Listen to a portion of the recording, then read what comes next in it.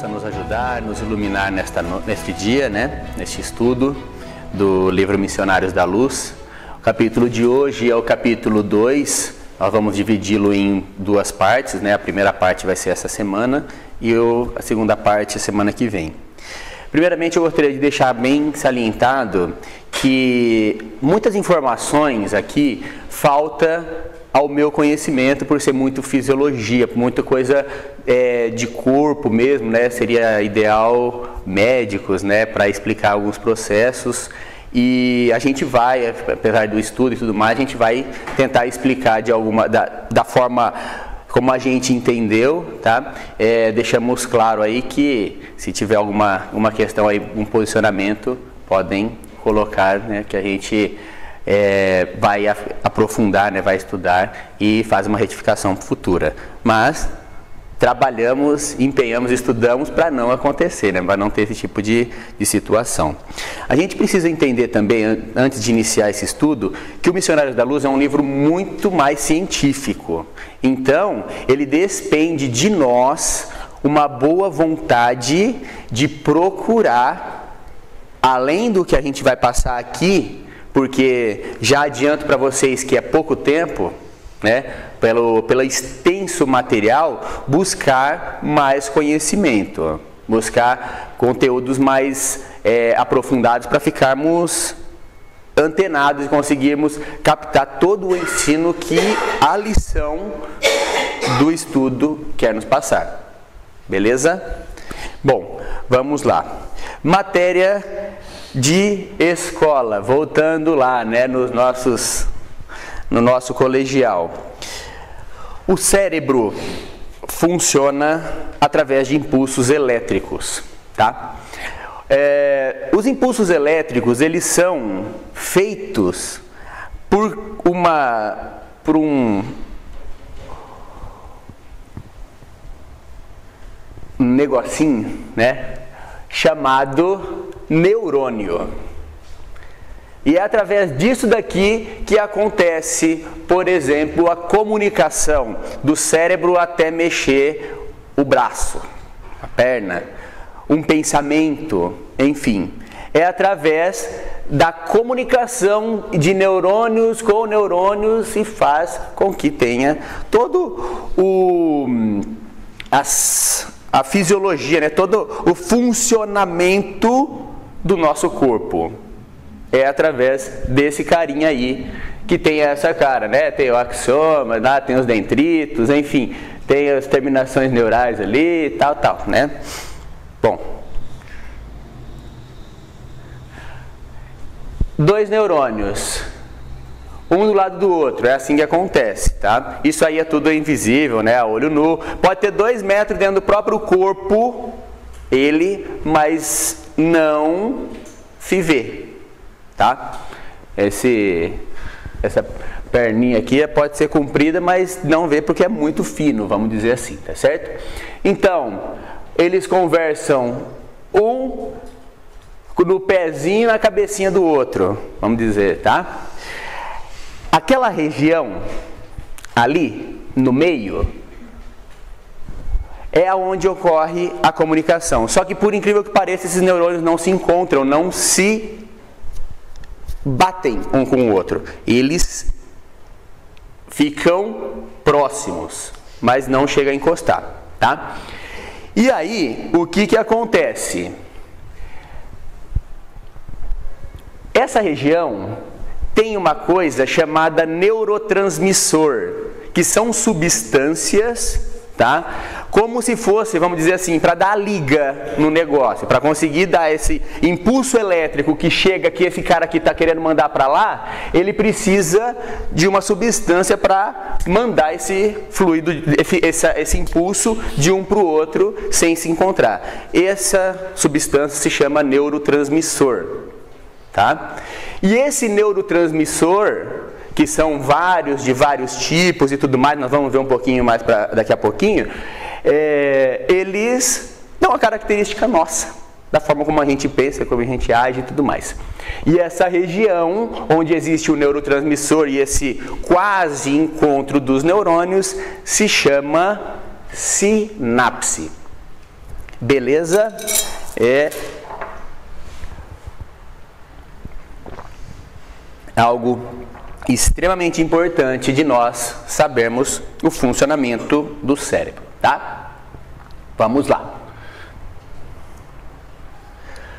A gente precisa também entender que o cérebro não é um músculo, tá? Mas é como ele funciona como se fosse um músculo, vamos dizer assim. Por exemplo, se nós engessamos o braço e fica lá 3 meses parado o braço, depois que a gente tira o gesso, a gente precisa fazer fisioterapia para voltar a exercitá-lo, tá? Então, toda a área do cérebro que a gente usa muito, ela fica forte como músculo. Ou seja, acontece mais sinapses, acontece mais comunicação nessas áreas do cérebro, tá? Em contrapartida, a área que nós não usamos muito, ela atrofia.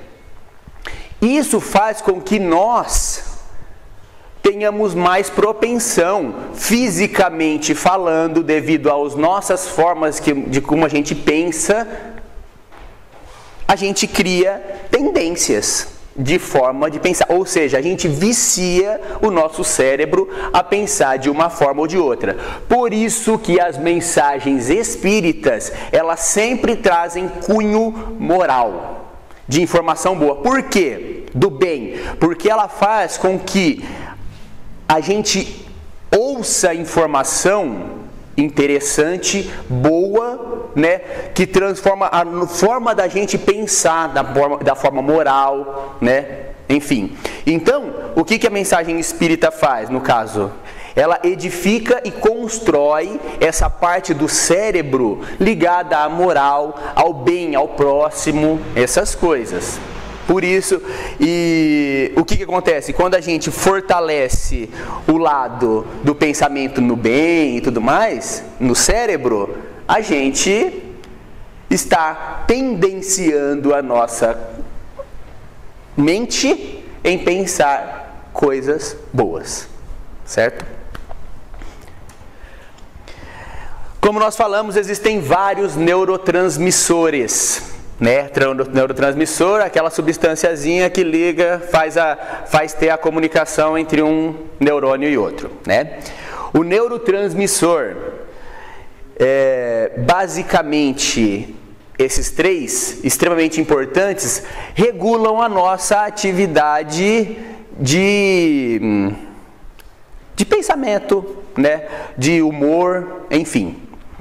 É a dopamina, a noradrenalina e a serotonina. Esses 3 neurotransmissores. A dopamina, vamos pegar uma analogia aqui. É como se fosse um carro com o freio de mão puxado. Lembrando que isso aqui tudo nós estamos falando de cérebro, tá, gente? Da nossa mente.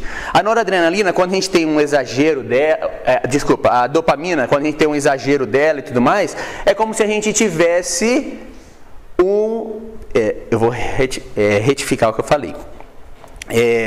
Não sei se é muito ou pouco, tá? Não tive tempo de estudar essa questão. Mas quando a quantidade de dopamina é desregulada no organismo, é como se a gente estivesse andando com um carro com o freio de mão puxado, certo?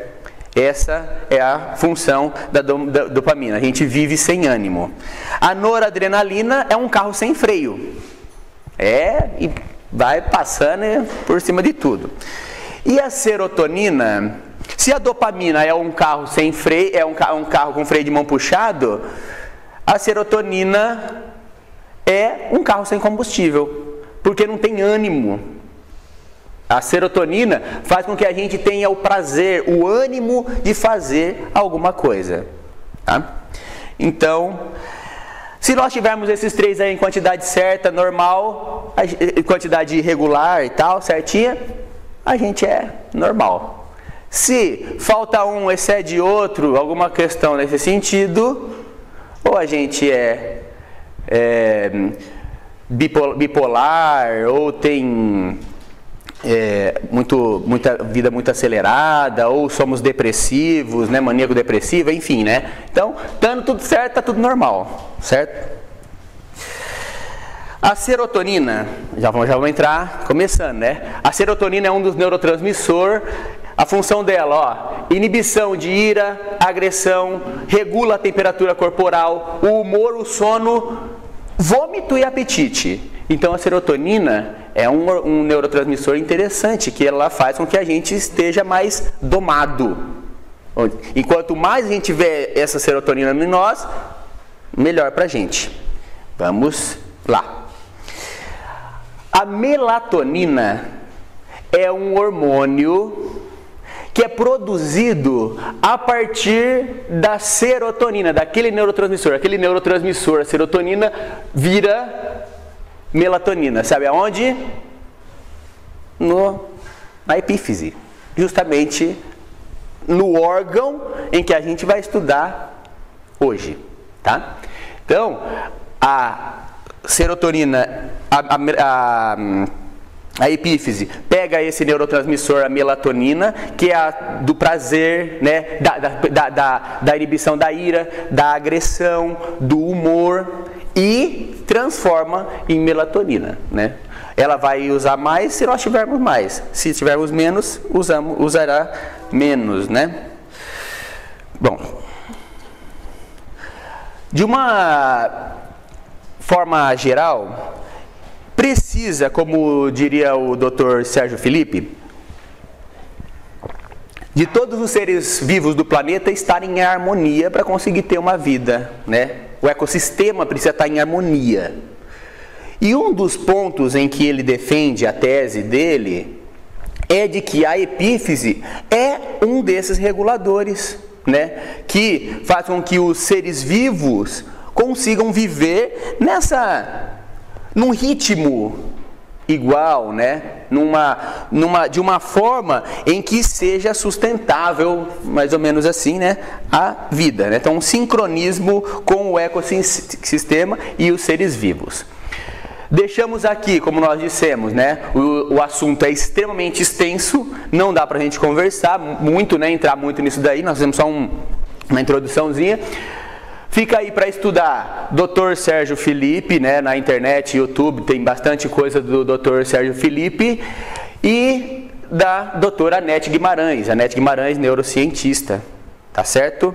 É muito importante essa leitura. O que a gente precisa frisar, todo o estudo do Dr. Sérgio Felipe, que ele faz sobre glândula pineal e tudo mais, ele não tem nada de comprovação científica ainda, mas também não tem nenhum contra-argumento, tá? Às vezes a gente fala assim, não, já está provado cientificamente. Não, não está provado cientificamente, mas o estudo está em andamento de forma científica e ninguém consegue provar que o cara está errado.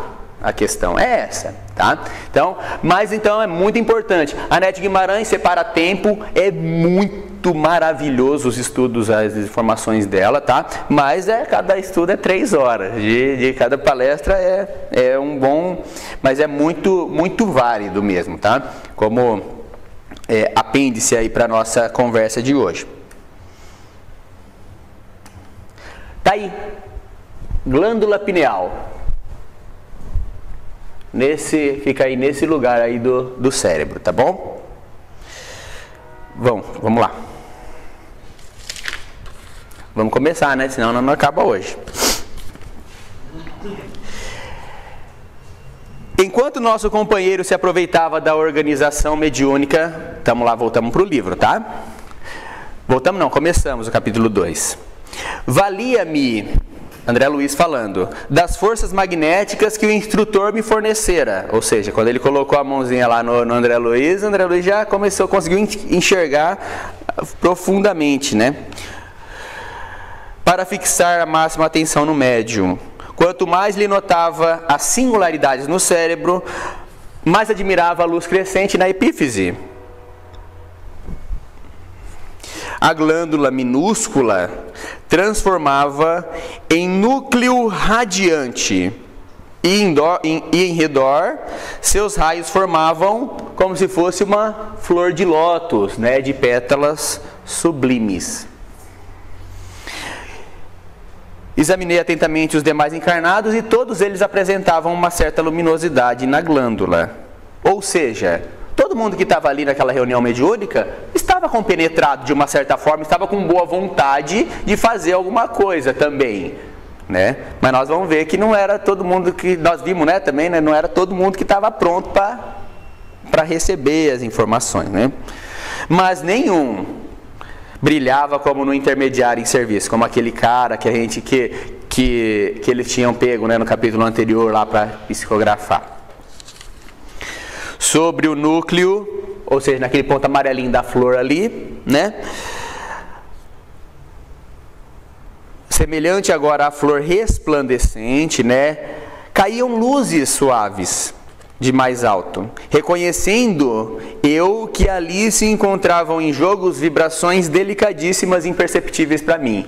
Ou seja, aquele médium lá estava captando coisa, ó, de lá de Simão. Aquele que André Luiz, com o poder lá do Alexandre ajudando, não conseguiu ver tudo, né? Aí ele fala, estudar a função da epífise, né, tal, na época da escola. Segundo os orientadores, a epífise circunscrevia as atribuições de controle sexual no período infantil. Não passava de velador de instintos, até que as rodas da experiência sexual pudessem deslizar com regularidade pelos caminhos da vida humana.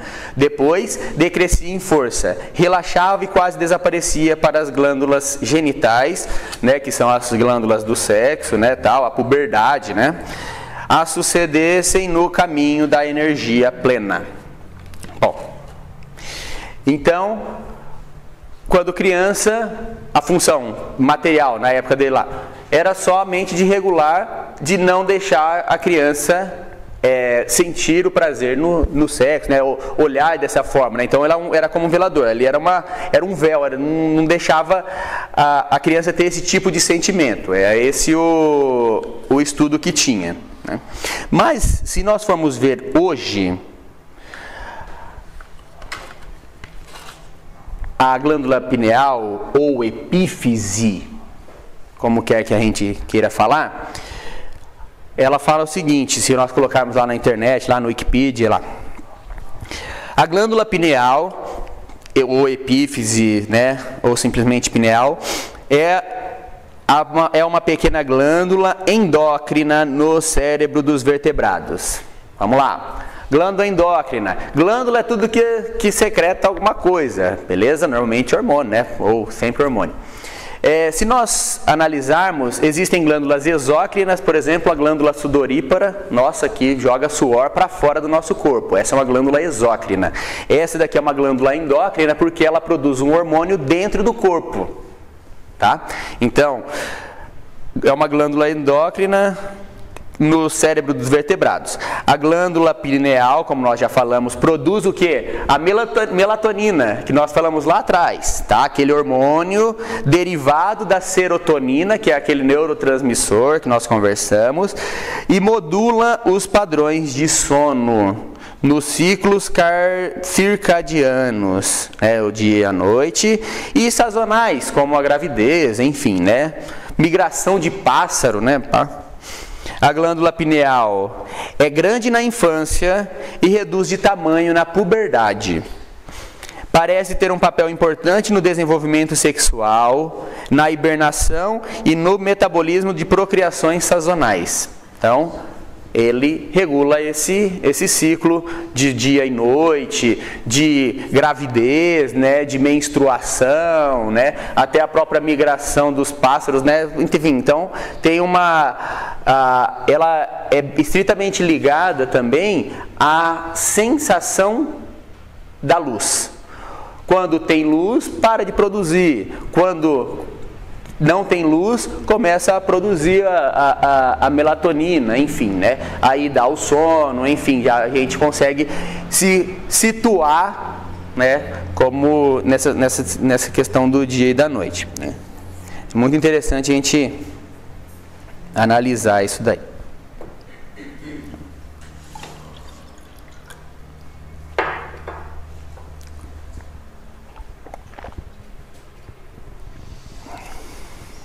Vamos lá. Voltemos.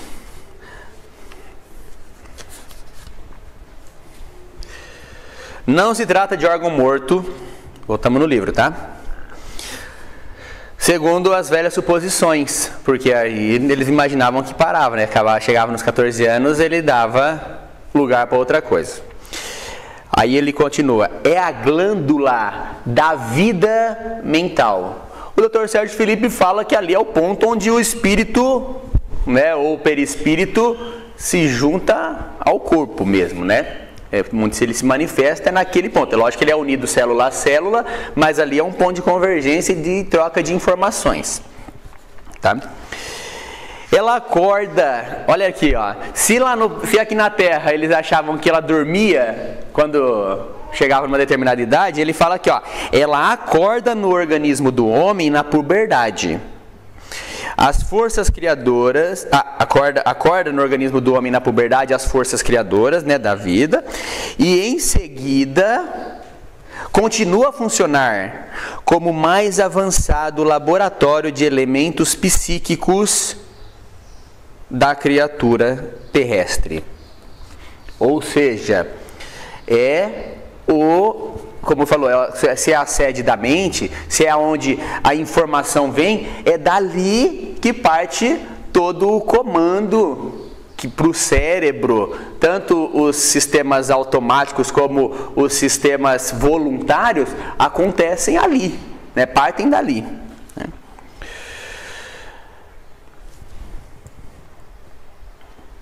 O que a gente precisa entender, né, o que o Sérgio Felipe fala, é que ali é a única glândula que pega um estímulo magnético, ou seja, o pensamento, a informação, ou que seja um próprio neurotransmissor, e transforma em neuroquímica, porque ela transforma em uma substância, um hormônio. Ela pega um neurotransmissor e transforma em hormônio, e ele pega a informação da mente, né, ou seja, do princípio inteligente, do espírito, e passa para o corpo físico.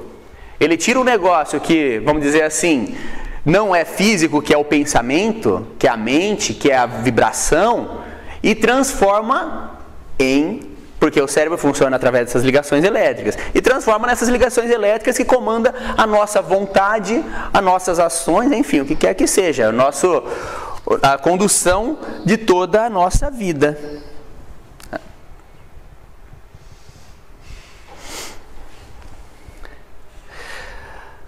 No período de desenvolvimento, não sei se vocês estão vendo aqui, ó, 1 ano, 7 anos e 14 anos, né? Aos 7 anos, vamos pôr assim, que finaliza o reencarne, né? Que aí que o espírito consegue propriamente estar no corpo, né? E aos 14 anos, vamos pegar aí, né? Na época da puberdade, enfim, acontece a diminuição da epífise, tá? Mas nós vamos ler e vamos conversar mais. No período do desenvolvimento infantil, prestem atenção, tá? Nesse ponto aqui, ó. Fase de reajustamento desse centro importante do corpo perispiritual. Ou seja, lá também tem alguma coisa, tem uma epífise, tem alguma situação aí, tem esse reajustamento, né? Do corpo perispiritual pré-existente, ou seja, ele se molda para o corpo dessa existência. A epífise parece construir um freio às manifestações do sexo, como nós já falamos. Entretanto, é preciso retificar essas informações, precisamos colocar mais coisa, porque isso aí está muito simples. Aos 14 anos, mais ou menos, né, da posição estacionária que ela estava... mas ela não estava inibindo, certo? Sim, mas a epífise ela é mais importante para outra coisa. Ó. Então, da posição estacionária das suas atribuições essenciais como uma glândula de ligação, né, espiritual, recomeça a funcionar aos 14 anos no homem reencarnado. O que antes representava controle, né, agora é fonte criadora e válvula de escapamento. Vamos conversar sobre isso ainda. A glândula pineal, aos 14 anos, reajusta-se ao concerto orgânico, ao corpo, tá? E reabre seus mundos maravilhosos de sensações e impressão da esfera emocional.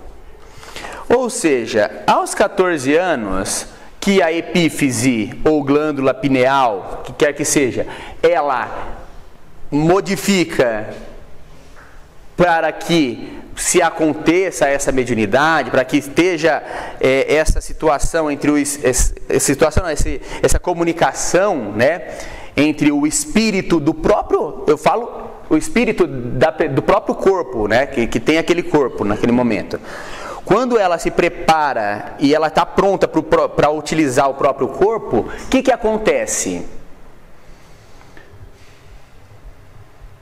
Puberdade, né? A adolescência é aquele momento em que a pessoa, em que o ser humano, ele toma conta do corpo físico. E ali, naquele momento, é um período de transição para ele. Porque até aquele momento, o espírito estava como se fosse um cavalo, né? Estava pegando o corpo físico dele aqui como se fosse um cavalo e andando do lado dele. Mas aos 14 anos, ele monta no cavalo, pega a rédea da vida e ali ele começa a ter a atitude dele. Por isso que nessa hora, nesse período, é a hora do não, do contestamento, porque ali, propriamente dito, o espírito está tomando conta das suas emoções, dos seus pensamentos, dos seus sentimentos. É nessa hora. Por isso é que tem esse período de conturbado, vamos dizer assim. Por isso tem toda a mudança de posicionamento do espírito encarnado. Certo? Então,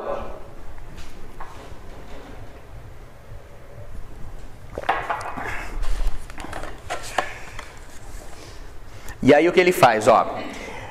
Entrega-se à criatura, nesse momento, a recapitulação da sexualidade, examina o inventário das suas paixões vividas em outras épocas, que reaparecem sob fortes impulsos. Ou seja, ele tomou a informação de todas as encarnações anteriores. Não como é lógico que a gente não vai lembrar, mas todas as nossas tendências a gente recapitula naquele momento.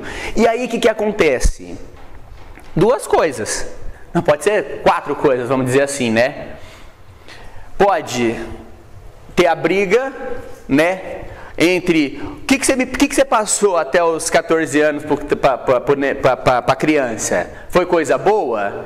E o espírito, o que ele é? Não é muito bom? Vira aquela briga, né? Porque tem informação boa das sinapses cerebrais, da condição que o organismo físico já está acostumado da forma de pensar, contra o pensamento do espírito. O contrário, mesma coisa.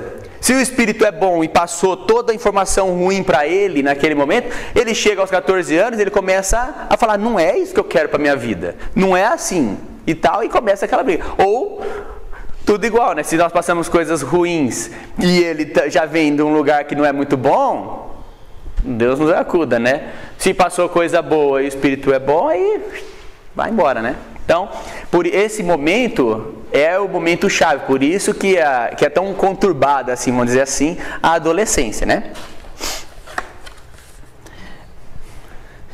É complicado, gente, é trabalho.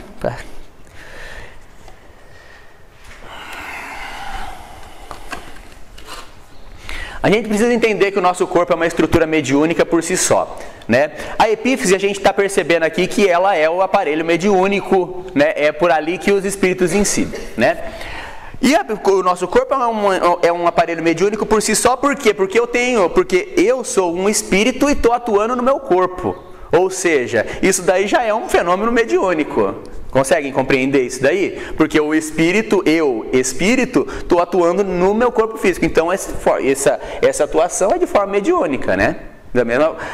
Não só de um espírito alheio, outra pessoa tomar o meu corpo, mas eu, como um espírito, estou utilizando o meu corpo. Então já é uma situação mediúnica aí. Então por isso que todos nós somos médiuns mesmo, né? Então,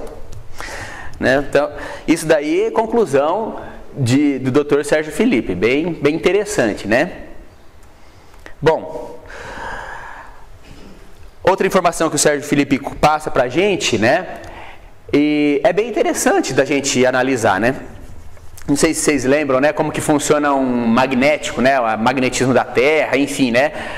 Vamos supor que seja o corpo físico aqui, né, tem um monte de bolinha assim, né, ó, de fora a fora, nos dois lados dos dois campos, né, que sim, vai fazendo isso daqui no próprio corpo. Ele comenta que a epífise é o centro de conversão de todo o magnetismo do nosso corpo.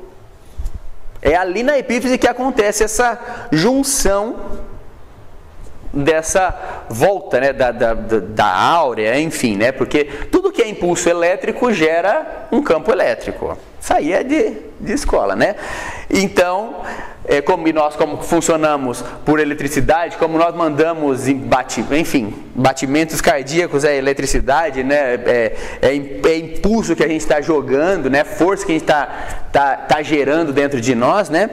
Então, e o cérebro é óbvio que é o grande centro, né, de informações elétricas. Então, nós acabamos gerando campo magnético. E essa informação é algo interessante da gente entender também, que a epífise é a união, lembrando aqui, ó, dos plexos, né, dos centros de força, como o André Luiz fala, né? Por que a gente não fala as mesmas nomenclaturas? Porque o Espiritismo veio para abrir a nossa mente, não continua com as coisas antigas, é totalmente focado no novo, né? Então, centro de força. A epífise é justamente na união dos dois centros de forças mais importantes que nós temos. Primeiramente, o coronário, que nos liga lá no alto, ó, pode ver que ele é lá para cima, ó. Estamos ligando lá das alturas, né? E o frontal, no meio do nosso cérebro, né? Ou seja, e o lobo frontal que é a parte de frente do nosso cérebro. Os cientistas não conseguem identificar até hoje quais são todas as funções do cérebro, todas as funções dessa parte do cérebro, vamos dizer. Voltar para a nossa conversa, né? A epífise ou glândula pineal, preside os fenômenos nervosos da emotividade como órgão de elevada expressão no corpo etéreo, perispírito. Desata, de certo modo, os laços divinos da natureza, os quais ligam uma existência a outra, na sequência de lutas pelo aprimoramento da alma, e deixa entrever a grandeza das faculdades criadoras de que a criatura se acha investida. Ou seja, a gente gosta muito de associar nossas encarnações como um trem, né? O trem tem a locomotiva e os vagões lá atrás. Os vagões são as nossas existências anteriores e a locomotiva é a existência atual, né? Então, o que a epífise faz? Faz com que a gente tenha acesso, não propriamente às informações, mas às nossas tendências. Nós não falamos que a gente vicia o nosso cérebro de uma certa forma, ou para o bem ou para o mal, a forma de pensar, a gente não exercita o cérebro no que a gente quer? Então, esse exercício que a gente faz através de todas as existências forma o que eu sou hoje. Esse vício que a gente empregou no nosso corpo material, impregna no nosso espírito. E essas informações, né, quando a gente encarna e a gente toma posse do corpo físico propriamente dito, a gente tem isso daí como tendência, né? E voltamos lá no nosso começo, lá, né, sobre o exercício que a gente tem que fazer das coisas boas, para transformar, para viciar, entre aspas, o nosso cérebro em pensar coisas no bem.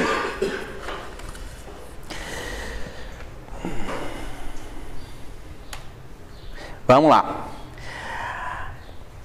As glândulas genitais, né, as glândulas do sexo e tudo mais, segregam os hormônios do sexo, natural, né? Mas a glândula pineal, Lá no cérebro agora, voltou. Estava lá embaixo, lá no centro genésico, agora voltou aqui, né? Lá em cima. Mas a glândula pineal, se posso exprimir assim, segrega hormônios psíquicos, né? Ou unidades força, emitem, né? Que vão atuar de maneira positiva nas energias geradoras, lá de todos os hormônios. Ela regula todo o sistema endócrino, nós não falamos isso? Então, o que ela faz? Ela atua também, né? Ele fala aqui, ó, os cromossomos lá da bolsa seminal, né? Lá os espermas, lá os óvulos, enfim, não lhe escapam à influenciação da epífise, mas o trabalho dela é muito maior. Mas aqui a gente pode entender, daqui a gente pode entender a preocupação, por exemplo, da senhora Laura lá no nosso lar, quando ela foi reencarnar e eles ficaram 1 semana, 2 semanas lá, uma gestação inteira, trabalhando na formação do corpo físico dela. Está lá no capítulo, se não me engano, lá 48, enfim, 47 do nosso lar, do trabalho que eles estavam fazendo para que fisicamente os desequilíbrios genéticos não afetassem o corpo físico dela, né? É lógico que é um espírito de alta envergadura, né? De alta envergadura, de bem consciente, então tem suas, vamos dizer assim, né, suas regalias, né? E a gente pode entender também, né, que os cromossomos da bolsa seminal não escapam da influenciação absoluta, tanto para o bem como do mal, né? Basta saber no que a gente está ligado. Agora vamos lá, gente.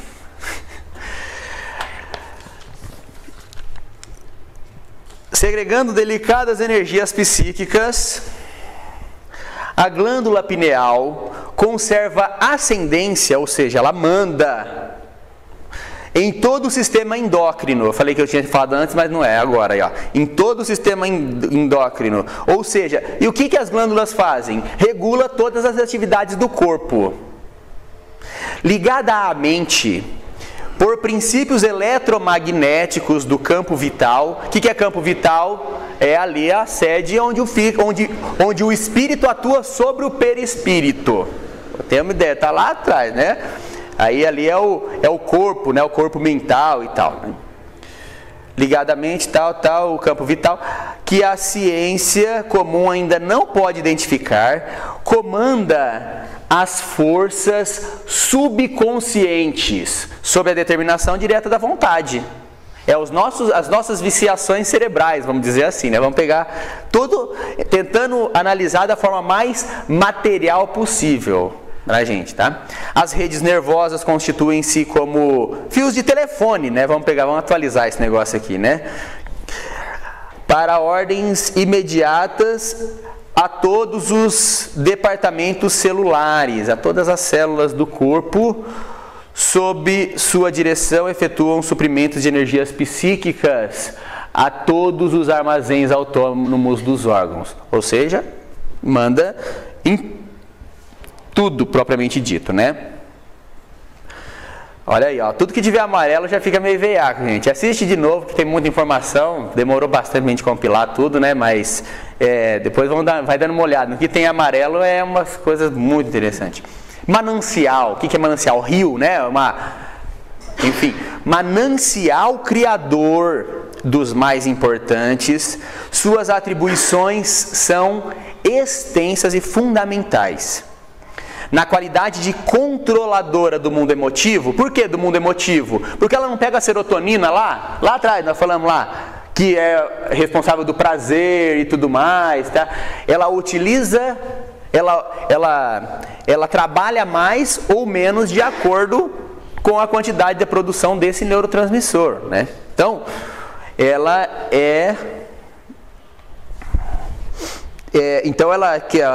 fica como na qualidade controladora do mundo emotivo, justamente por causa disso. A sua posição na experiência sexual é a mais bobinha de todas, né? É básica, isso daí é o mais simples do que ela pode, de tudo que ela faz.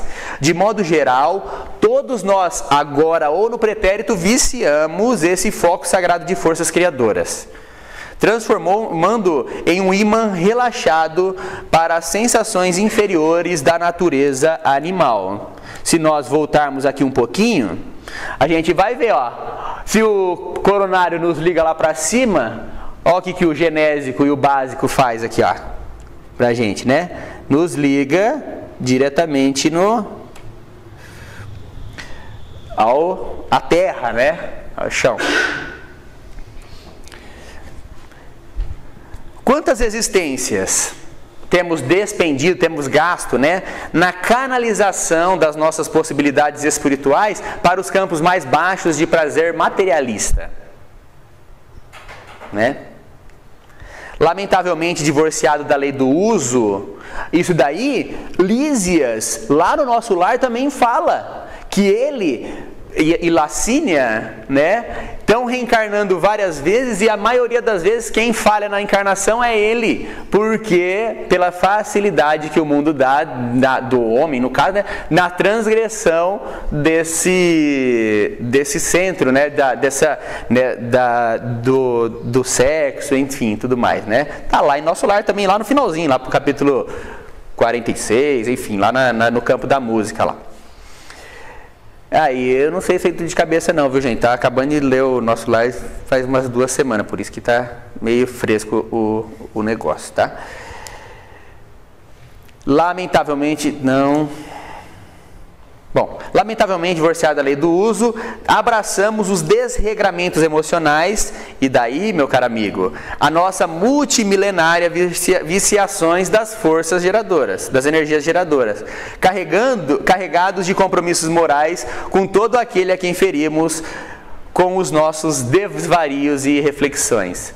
Ou seja, é esse monte de problemaiada que a gente vive na Terra. A gente reencarna para fazer coisa boa, a gente vicia de novo e vai, como diz aquela historinha, né? Eu reencarno aqui, eu brigo com meu vizinho lá, mato ele. Aí o filho dele me mata, aí eu reencarno lá. Aí o meu filho mata eu, lá na outra encarnação, lá atrás, né? Aí eu reencarno para cá, aí o filho meu lá daquela terra mata eu aqui nessa, né? Enfim, e a gente vai sofrendo um monte de sofrimento por conta das nossas viciações, das nossas atitudes erradas, vai tendo esse monte de problema na Terra. Precisaria ser um mundo de prova e expiação? Se ninguém contraísse provas e expiações?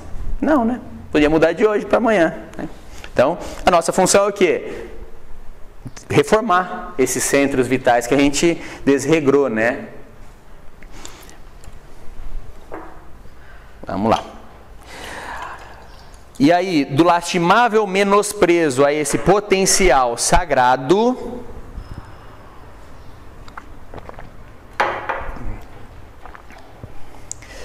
decorrem os dolorosos fenômenos da hereditariedade fisiológica, que deveria constituir invariavelmente um quadro de aquisições abençoadas e puras. Mas a gente tem que nascer coxo, aleijado, com doença, não sei o quê, com uma família que a gente não gosta, de inimigo. Por quê? Porque a gente fez no passado, vai fazer o quê?